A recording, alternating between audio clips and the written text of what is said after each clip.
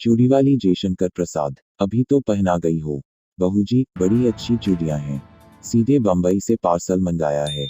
सरकार का हुक्म है, इसलिए नई चूड़ियां आते ही चली आती हूँ। तो जाओ, सरकार को ही पहनाओ। मैं नहीं पहनती। बहू जी, जरा देख तो लीजिए, कहती मुस्कराती हुई ढीठ चूड़ी वाली अपना बक्स खोलने लगी। वह 25 वर्ष की एक गोरी छरहरी स्त्री थी।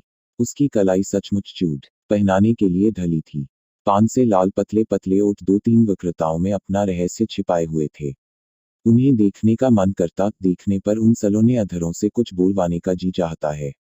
बोलने पर हंसाने की इच्छा होती और उसी हंसी में शैशव का अलहड़पन, यौवन की तरावट और प्रौढ़ की सी गंभीरता बिजली के समान लड़ जाती। बहू जी को उसकी हंसी बहुत बुरी लगती, पर जब पंजों में अच्छी चूड़ी चढ़ाकर संकट में फंसाकर वह हंसते हूँ एक कहती, एक पान मिले बिना यह चूड़ी नहीं चढ़ती, तब बहू जी को क्रोध के साथ हंसी आ जाती और उसकी तरल हंसी की तरी लेने में तन्मय हो जाती। कुछ ही दिनों से यह चूड़ी वाली आने लगी है। कभी कभी बिना बुलाए ही ली आती और ऐसे ढंग फैलाती कि बिना सरकार के आए निबटारा न होता। यह बहू जी को असह्य हो जाता। आज उसको चूड़ी फंसाते देख बहू जी झल्ला कर बोली, आजकल दुकान पर ग्राहक कम आते हैं क्या? बहू जी, आजकल खरीदने की धुन में हूँ, बेचती हूँ कम। इतना कहकर कई दर्जन चूड़ियां बाहर सजा दी। स्लीपरों के शब्द सुनाई पड़े। बहू जी ने कपड़े संभाले, पर वह ढीठ चूड़ी वाली बालिकाओं के समान सिर टेढ़ा करके, यह जर्मनी की है, यह फ्रांसीसी है, यह जापानी है, कहती जाती थी। सरकार पीछे खड़े मुस्करा रहे थे। क्या रोज नई चूड़ियां पहनाने के लिए इन्हें हुक्म मिला है? बहू जी ने गर्व से पूछा। सरकार ने कहा, पहनो तो बुरा क्या है? बुरा तो कुछ नहीं, चूड़ी चढ़ाते हुए कलाई दुखती होगी। चूड़ी वाली ने सिर नीचा किए कनखियों से देखते हुए कहा। एक लहर सी लाली आंखों की ओर से कपोलों को तर करती हुई दौड़ जाती थी। सरकार ने देखा, एक लालसा भरी युवती व्यंग कर रही है। हृदय में हलचल मच गई, घबराकर बोले, ऐसा है तो न पहने। भगवान करे रोज पहने। चूड़ी वाली आशीर्वाद देने के गंभीर स्वर में प्रौढ़ा के समान बोली। अच्छा, तुम अभी जाओ। सरक राव और चूड़ी वाली दोनों की ओर देखते हुए बहू जी ने झुंझला कर कहा। तो क्या मैं लौट जाऊं? आप तो कहती थी न कि सरकार को ही पहनाओ, तो जरा उनसे पहनने के लिए कह दीजिए। निकल मेरे यहाँ से, कहते हुए बहू जी का आंखें तिलमिला उठी। सरकार धीरे से निकल गए। अपराधी के समान सर नीचा किए चूड़ी वाली अपनी चूड़ियां बटोर कर उठी। हृदय की धड़कन में अपनी रहस्यपूर्ण निश्वास छोड़ती हुई चली गई। तो चूड़ी वाली का नाम था विलासिनी। वह नगर की एक प्रसिद्ध नर्तकी की कन्या थी।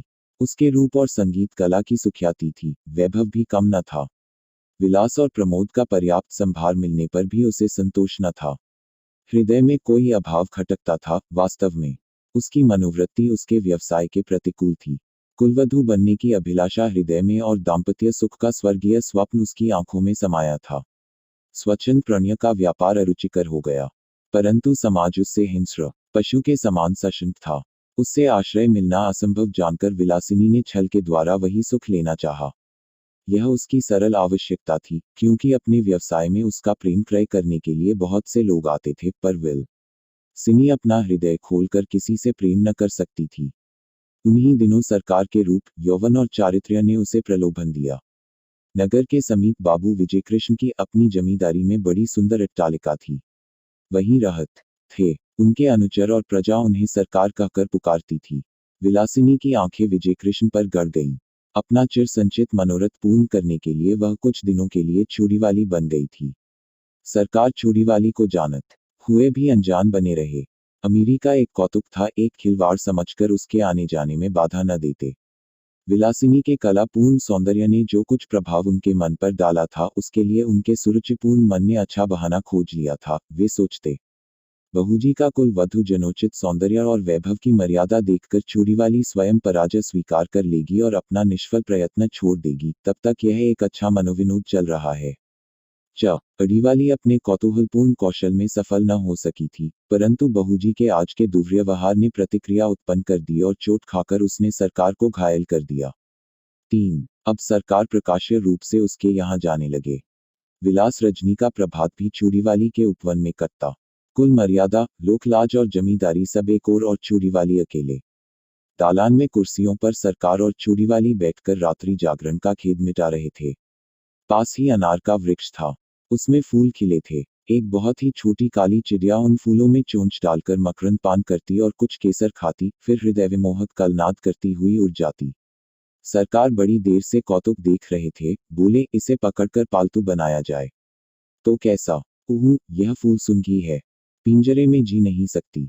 उसे फूलों का प्रदेश ही जिला सकता है, स्वर्ण पिंजर नहीं। उसे खाने के लिए फूलों की केसर का चारा और पीने के लिए मकरंद मदिरा कौन जुटाएगा? पर इसकी सुंदर बोली संगीत कला की चरम सीमा है, वीणा में भी कोई कोई मीर ऐसी निकलती होगी। इसे अवश्य पकना चाहिए, जिसमें बाधा नहीं, बंधन नहीं, जिसका सौंदर्य स्वच्छंद है। उस असाधारण प्राकृतिक कला का मूल्य क्या बंधन है? कुरुचि के द्वारा वह कलंकित भले ही हो जाए परंतु पुरस्कृत नहीं हो सकती। उसे आप पिंजरे में बंद करके पुरस्कार देंगे या दंड? कहते हुए उसने विजय की एक व्यंग भरी मुस्कान छोड़ी। सरकार की उस वन विहंगम को पकड़ने की लालसा बलवती हो उठी। उन्होंने कहा, जाने भी दो, वह अच्छी कला नहीं जानती। प्रसंग बदल गया। नित्य का साधारण विनोद पूर्ण क्रम चला। 4. चूड़ीवाली अपने अभ्यास के अनुसार समझती कि यदि बहूजी की अपार प्रणय संपत्ति में से कुछ अंश मैं भी लेती हूँ तो हानि क्या, परंतु बहूजी को अपने प्रणय के एकाधिपत्य पर पूर्ण विश्वास था। वह निष्क्रिय प्रत्यर्थ करने लगी। राजयक्ष्मा के भयानक आक्रमण से वह घुलने लगी और सरकार वन विहंगिनी विलासिनी को स्वायत्त करने में दत्तचित हुए। रोगी की शुश्रूषा और सेवा में कोई कमी न थी, परंतु एक बड़े मुकदमे में सरकार का उधर सर्वस्वांत हुआ। इधर बहूजी चल बसी। चूड़ीवाली ने समझा कि उसकी पूर्ण विजय हुई, पर बात कुछ दूसरी थी। विजय कृष्ण का वह एक विनोद था। जब सब कुछ चला गया तब विनोद लेकर क्या होगा? एक दिन चूड़ीवाली से छूटी मांगी। उसने कहा, कमी किस बात की है, मैं तुम्हारी ही हूं और सब विभव भी तुम्हारा है। विजय कृष्ण ने कहा, मैं वेश्या की दी हुई जीविका से पेट पालने में असमर्थ हूं। चूड़ीवाली बिलखने लगी, विनय किया, रोई, गिड़गिड़ाई, पर विजय कृष्ण चले ही गए। वह सोचने लगी कि अपना व्यवसाय और विजय की गृहस्थी बिगाड़कर जो सुख खरीदा था उसका कोई मूल्य नहीं। मैं कुलवधू होने के उपयुक्त नहीं। क्या समाज के पास इसका कोई प्रतिकार नहीं? इतनी तपस्या और इतना स्वार्थ त्याग व्यर्थ है।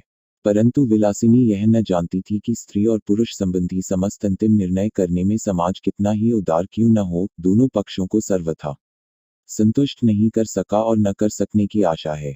यह रहस्य सृष्टि को उलझा रखने की कुंजी है। विलासिनी ने बहुत सोच समझकर अपनी जीवनचर्या बदल डाली।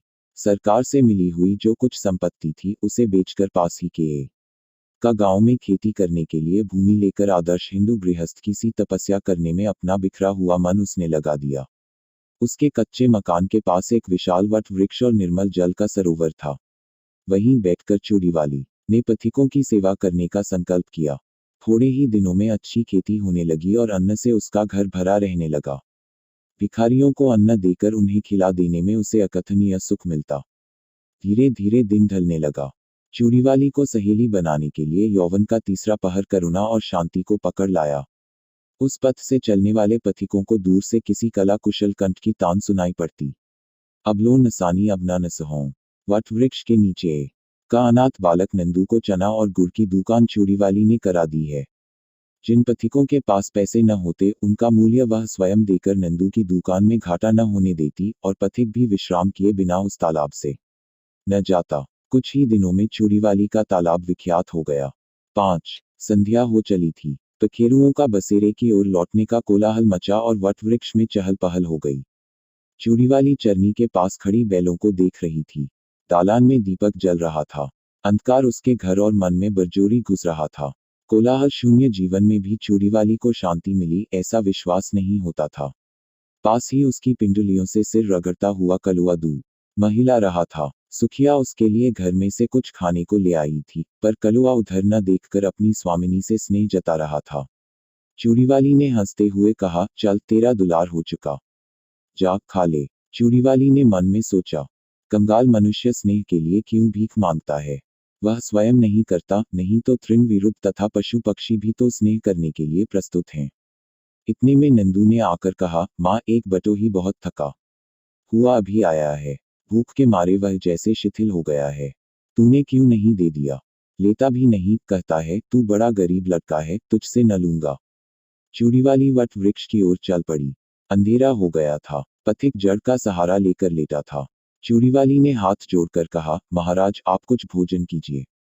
तुम कौन हो? पहले की एक वेश्या। छी, मुझे पड़े रहने दो, मैं नहीं चाहता कि तुम मुझसे बोलो भी, क्योंकि तुम्हारा व्यवसाय कितने ही सुखी घरों को उजाड़कर शमशान बना देता है। महाराज, हम लोग तो कला के व्यवसायी हैं। यह अपराध कला का मूल्य लगाने वालों की कुरुचि और कुत्सित इच्छा का है। संसार में बहुत से निरुज जो स्वार्थपूर्ण व्यवसाय चलते हैं।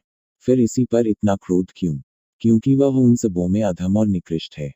परंतु वेश्या का व्यवसाय करके भी मैंने एक ही व्यक्ति से प्रेम किया था। मैं और धर्म नहीं जानती, पर अपने सरकार से जो कुछ मुझे मिला उसे मैं लोक सेवा में लगाती हूँ। मेरे तालाब पर कोई भूखा नहीं रहने पाता।